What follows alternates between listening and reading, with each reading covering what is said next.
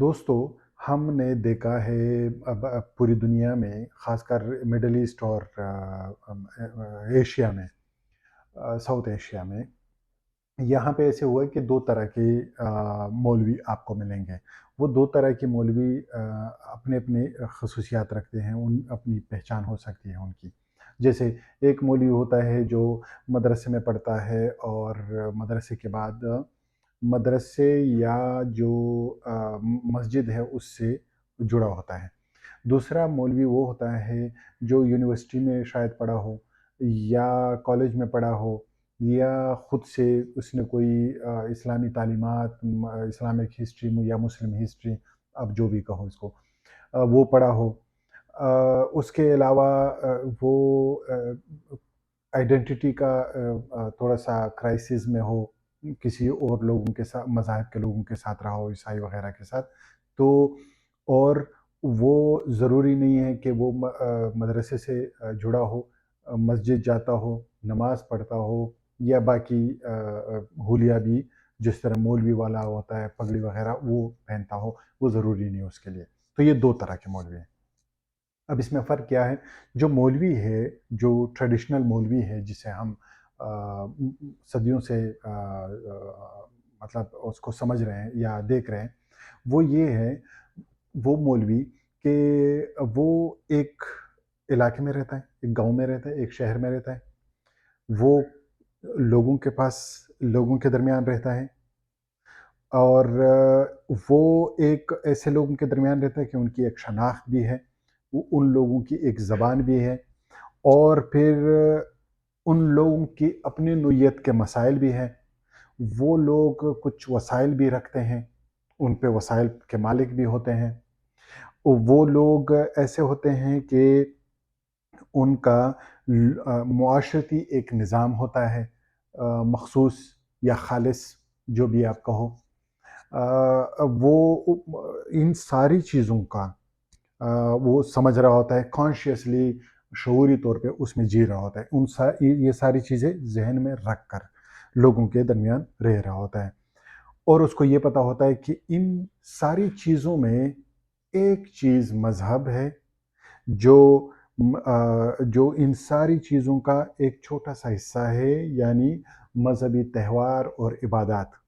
ان ساری چیزوں کا مطلب کے علاوہ، یا ان ساری چیزوں کا ایک چھوٹا سا حصہ ہے۔ تو یہ مولوی، اور پھر وہ اس معاشرے میں بڑی سادہ سی زندگی گزارتا ہے، اس کو پتہ ہوتا ہے کہ اس کے حالات کیا ہیں، یا اس کے ضروریات اور اس کی فرائض کیا ہیں، اس نے کیا کنٹریبیوٹ کرنا ہے معاشرے میں، اس کو پتہ ہوتا ہے۔ یہ مولوی جو ہوتا ہے وہ اپنی آئیڈینٹی کو، اور جن لوگوں کے درمیان وہ رہتا ہے، ان ساری چیزوں کو کانشیسلی اس کے درمیان رہتا ہے، اور زمینی حقائق کو سمجھ رہا ہوتا ہے۔ اگر وہ کسی مذہبی سیاسی پارٹی سے وابستہ نہ ہو تو پھر یہ صورت ہوتی ہے جو میں آپ کو بتا رہا ہوں۔ اگر سیاسی پارٹی سے وابستہ ہو تو پھر وہ دوسرا ایک ٹاپک ہے، اس کے مسائل ہوتے ہیں، کیونکہ وہ ریاست کے جو پروجیکٹس ہوتے ہیں ان کا پھر حصہ ہوگا، پھر وغیرہ وغیرہ۔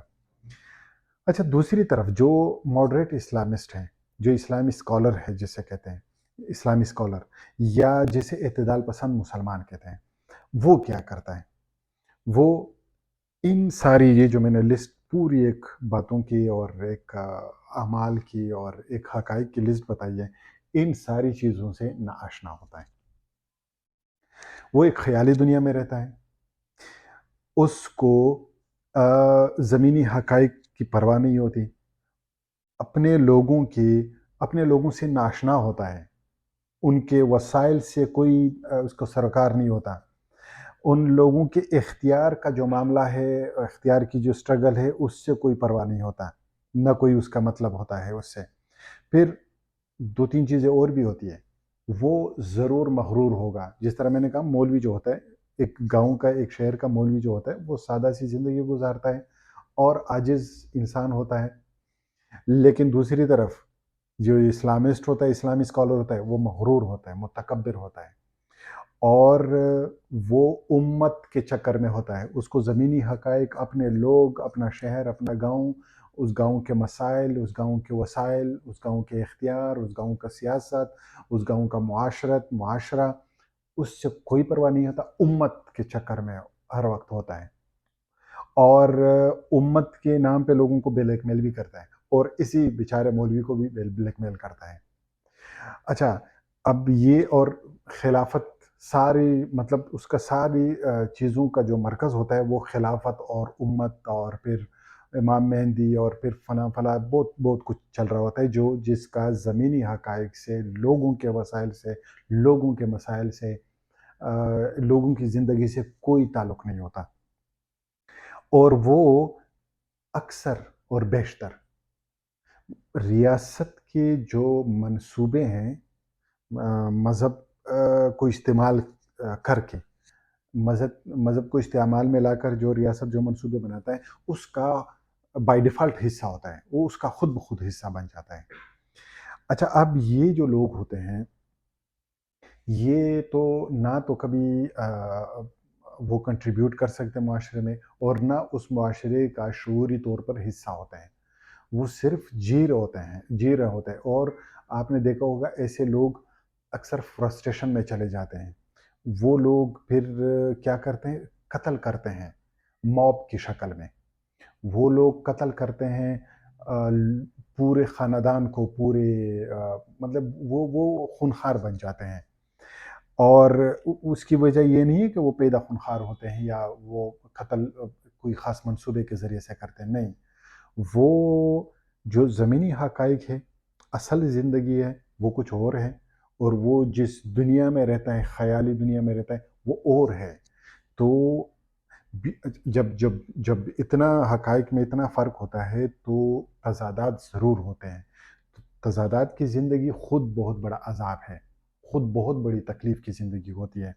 तो ये क्या करता है, ये फिर मौलवी से भी लड़ता है, ये फिर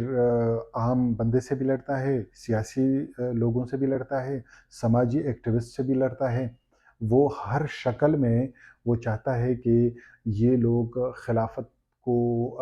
के पैगाम को समझ क्यों नहीं रहे होते। ये लोग इतने छोटे से मकसद के लिए क्यों पैदा हुए, मतलब इतनी छोटी मकसद के लिए पैदा तो नहीं हुए कि वो किसी इलाके में खुशहाली ले आए। नहीं, ये तो बड़े मकसद के लिए पैदा हुए हैं। बड़ा मकसद क्या है? उम्मत का मसला और खिलाफत पूरी दुनिया में कायम करनी है, पूरी दुनिया पे कब्जा करना है, इस्लामोफोबिया को ख़त्म करना है। अच्छा, ये जो मैं कुछ बातें अल्फाज लूँगा, आपको समझ आएगी कि मॉडरेट इस्लामिस्ट कौन है और कहाँ पाए जाते हैं। ठीक है, मतलब जिसकी दाढ़ी वाड़ी कोई नहीं है, जिसको इबादत से, मस्जिद से कोई सरोकार नहीं है, लेकिन वो तौहीन का मसला बिल्कुल बर्दाश्त नहीं करेगा, मतलब उसके कहने के मुताबिक। क्योंकि रियासत के जो प्रोजेक्ट्स होते हैं उसका खुद ब खुद बाय डिफ़ॉल्ट हिस्सा होता है, जिस तरह मैं बता रहा हूँ। और ये लोग आपको मोटिवेशनल स्पीकर्स की शक्ल में भी मिलेंगे। ये लोग आपको कुछ सियासी पार्टियाँ, जिस तरह मैं नाम अगर लेता हूँ, जमात इस्लामी की शक्ल में होंगे। जमात इस्लामी ने जिसको ट्रेन किया है, उन लोगों की शक्ल में, जिस तरह इमरान खान को ट्रेन किया है, तो इमरान खान की शक्ल में, पीटीआई के लोगों की शक्ल, जब वो इस्लामोफोबिया का नाम लेते हैं, जो मदरसे को चंदा देते हैं, वगैरह वगैरह बहुत सारी चीज़ें होती हैं। मदरसे के चंदे का अपना एक निज़ाम होता है, लेकिन जब रियासत देता है या कोई सियासी पार्टी देता है, तो उसमें वो जो इस्लामी टच वगैरह की चीज़ें हैं वो फिर कंफर्म करने की कोशिश करते हैं। अच्छा, फिर ये लोग क्या करते हैं, ये लोग फिर जो बग़ैर किसी ज़रूरत के, बिला ज़रूरत जो तौहीन और एहतराम के चक्कर में पड़ जाते हैं। जिस तरह जिस जहाँ मैं जाता हूँ वर्ज़िश के लिए, जिस जिम जाता हूँ, वहाँ पे जब अज़ान हो रही होती है तो सारे नौजवान लड़के बिल्कुल बैठ जाते हैं अज़ान के एहतराम में। तो वो आपस में वहाँ पे एक दिन एक दो लड़कों के दरमियान एक तल्ख़ कलामी भी हुई है। तो वो दूसरे ने उसको कहा कि तुम एक्सरसाइज़ छोड़ दो नमाज़ के अज़ान के एहतराम में। तो उसने कहा कि भई, तुमको मैं अच्छी तरीके से जानता हूँ, तुम तो कभी न मस्जिद गए भी नहीं हो, ना नमाज़ पढ़ते हो। تو اس بات پہ تھوڑی سی وہ بھی ہوئی، بہرحال کوئی لڑائی جھگڑا تو اچھا ہوا نہیں، کیونکہ دوسرا سمجھ گیا کہ یہ مجھے جانتا ہے، مطلب وہ اس کو جانتا تھا کہ وہ نماز وغیرہ نہیں پڑھتا، لیکن احترام کے چکر میں، یہ توہین کے چکر میں، اس ساری چیزوں کے چکر میں سب لوگ مطلب اس میں آ گئے ہیں، اس سارے قصے میں آ گئے ہیں۔ آپ ان ساری چیزوں کا اگر آپ اندازہ لگانا چاہیں یا دیکھنا چاہیں، آپ کسی دن جو ماڈریٹ اسلامسٹ ہوتا ہے، جس کی ضروری نہیں ہے کہ داڑھی وغیرہ ہو، یہ اینکر پرسن تقریباً سارے ہیں، سارے نہ ہو تو کچھ ہیں، مطلب یہ میڈیا میں نظر آتے ہیں، موٹیویشنل اسپیکر تو سارے کے سارے ہیں، جو مسجد بھی نہ جاتے ہو، نماز بھی نہ پڑھتے ہو، اور ان کا حلیہ بھی مولوی ٹائپ نہ ہو، مطلب پگڑی وگڑی اور داڑھی وغیرہ بھی نہ ہو، لیکن جب وہ اسلامسٹ ہوتے ہیں، وہ پکا خطرناک قسم کے مولوی ہوتے ہیں، لیکن وہ جب کسی مولوی کے ساتھ بیٹھ کے ڈیبیٹ کر رہے ہوتے ہیں تو وہ بڑا انٹرسٹنگ ہوتا ہے، وہ بڑا دیکھنے جتنی بھی میں نے باتیں کی ہیں وہ ساری ایک ہی ڈیبیٹ میں آپ کو سامنے نظر آئے گی۔ وہ اس کو کہتا ہے تم غلط ہو، اور یہ جو اسلامسٹ ہوتا ہے، وہ ماڈریٹ اسلامسٹ ہوتا ہے، وہ اس کو کہتا ہے کہ تم غلط ہو۔ تو بھائی ہمیں جب تک مولوی کسی مذہبی سیاسی پارٹی، جس طرح جمعیت علماء اسلام، جماعت اسلامی وغیرہ، جمعیت علماء اسلام سے خاص کر، جب تک اس کی وابستگی نہ ہو، تو یہ مولوی ہمارے لیے اتنا خطرناک نہیں ہے جتنا ماڈریٹ اسلامسٹ ہے، جو اسلامی ٹچ والا ہے، یا جماعت اسلامی والا، یا کوئی اور جو ماڈریٹ اسلامسٹ، جتنے وہ خطرناک ہے ہمارے لیے، معاشرے کے لیے۔ اس کے مثالیں اگر میں آپ کو دیتا ہوں کہ ضیاء الحق کے دور میں جو اسلامی اسکالر تھا، اسلامسٹ، ماڈریٹ اسلامسٹ تھا، ڈاکٹر اسرار، وہ اس کے ساتھ جڑا ہوا تھا۔ تو میں نے جس طرح آپ کو کہا کہ ریاست کے سارے منصوبوں کا حصہ ہوتے ہیں، تو وہ ریاست کا اسلامائزیشن کا جو منصوبہ تھا، تو شیعہ کو مارنا وغیرہ وغیرہ، اور اتنا ایک ایک خاص فرقے کو کہ اسکول آف تھاٹ کو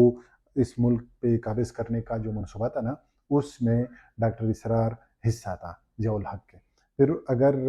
دوبارہ دیکھا جائے، ایک اور ماڈریٹ اسلامسٹ جو لوگوں کو بہت پسند بھی ہے، پتہ نہیں کیا دیکھا اس میں، وہ ہے غامدی۔